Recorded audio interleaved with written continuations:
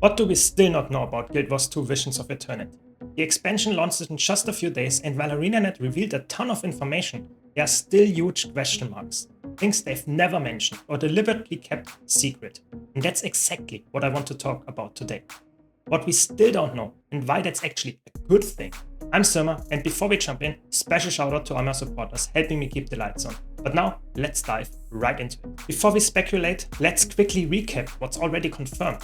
Visions of Eternity launches with 2 new maps on the island of Castora, and 2 more will come later through seasonal updates. 4 zones in total. The story involves the Inquest, but we don't know how. We only know they're somehow messing with this mysterious island and maybe the mists. The expansion also brings 9 new elite specs, an improved skim amount, new masteries, new relics, and new legendary gear. Plus 3 major quarterly updates after release. So far, so good. But what about everything they didn't say? Let's start with one thing close to my heart. Let's start with the legendaries. Because we know we are getting 6 in total, but the details stop there. We're expecting 1 new legendary weapon and the legendary Aqua Breeder at launch, confirmed in the press release. But the rest? Total mystery. How will we get them? Will the legendary ring be an open world reward? Will the legendary accessory drop from the new Raid Strike hybrid encounters? We don't know if the 3 legendary weapons will be underwater themed, like a harpoon gun, trident, and a spear, or if they are traditional surface weapons. ArenaNet's been quiet, and that makes me think they might shadow drop the acquisition paths on launch day, just like they did with Secrets of the Obscure and Chantia Wilds. We know that raids and strikes are being merged into one unified system, and that's huge. They mentioned a new raid UI, quick play mode, a unified reward system, but we have 0 details on how it actually functions. We know we will be able to queue for specific bosses like Matthias or skip straight to Demos, but will there be a role selection or will it remain open composition like for quick play fractals? Will quick play scale difficulty dynamically?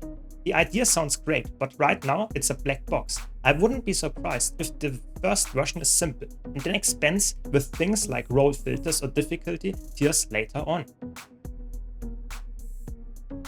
This is the one that has me the most curious. The first quarterly update. ArenaNet said it will add no story or map. Instead, it's labeled a core feature update. That sounds small, but it could be actually massive. We know it will bring 1 new raid encounter with a challenge mode and introduce the new UI plus quick play system. But what else? That's the perfect slot for huge reworks. Things like an LFG overhaul, fashion or infusion system updates, maybe underwater reworks, or even something like improved guild systems. And remember, they already confirmed fashion templates are coming in a future update. So maybe this is it. Probably this is it. Personally, I hope we also get changes to infusions or maybe even better transmutation handling. Things like improved everyone's daily experience. And if you want to have a full video where I dive deeper into this core update speculation, I'll link that below after this one.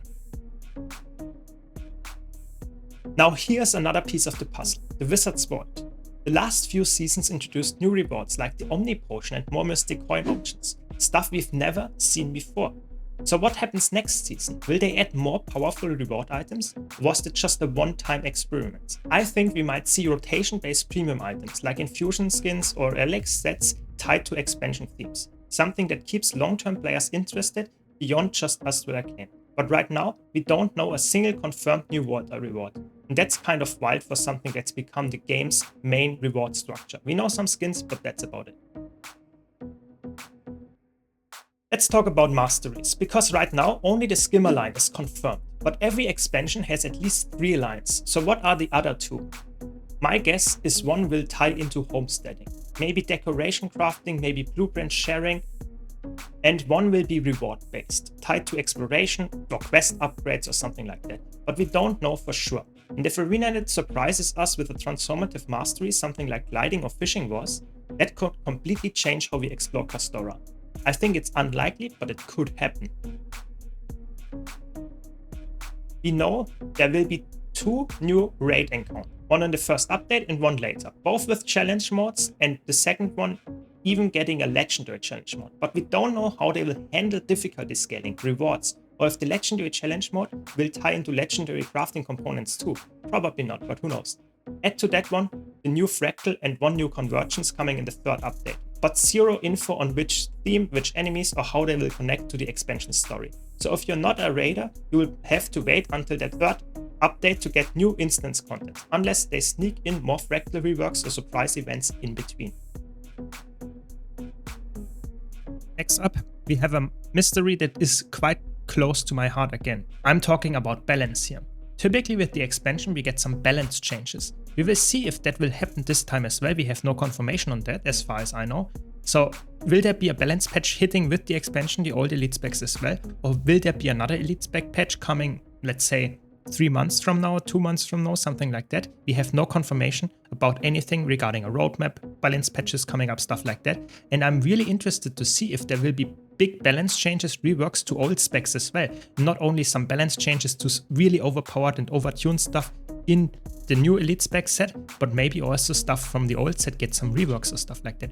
That is something that I'm always very excited to see as well. Who knows? One of the mysteries for sure. Now for the big one. What happens after this expansion? Before Chanzeval's launched, ArenaNet already confirmed Visions of Eternity was in development.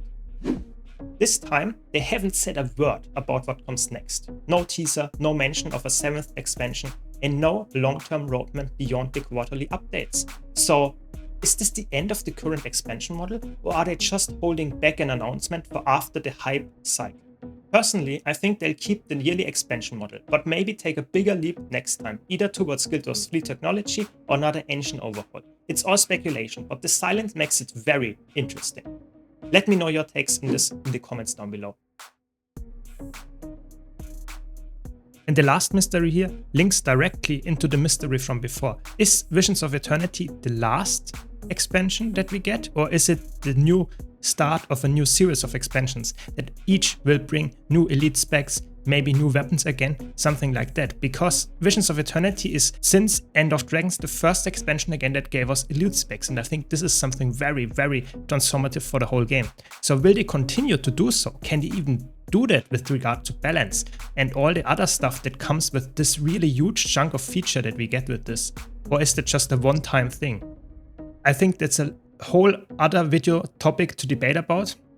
But like I said earlier, let me know your takes on this. I'm really interested to see what you think about this. And this, honestly, is what makes this expansion so exciting. For the first time in a long while, we're going in not knowing every single detail for the next 2 years.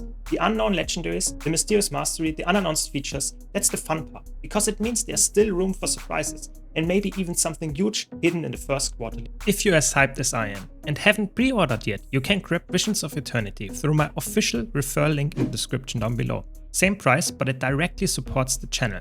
And of course, if you enjoyed this video and want to stay updated on all the latest expansion news, builds, and future speculations, hit like, subscribe, and turn on the bell. Let me know in the comments what you think we still don't know, and what you're most excited or nervous about. I'm Syrma. Thanks for watching, and I'll see you all on Kastora.